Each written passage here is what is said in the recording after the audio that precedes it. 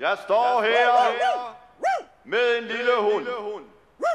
Det er en gravhund, og den er frygtelig grim og modbydelig, og derfor skal den dø.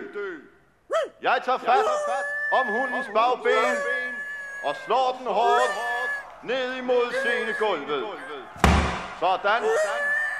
Og en gang mere. Og så er vores væk. Så kom ikke og sig, vi ikke har mod på at spare.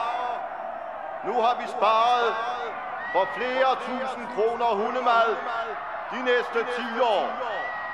Og spiser vi så vores bagefter, har vi også sparet et enkelt aftensmåltid.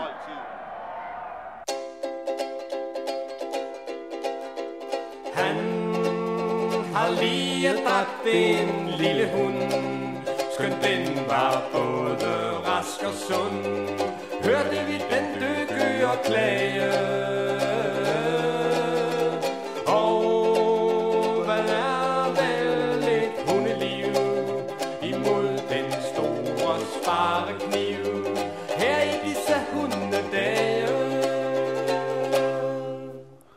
Og dette indslag var finansieret af Handelsministeriets energispareudvalg.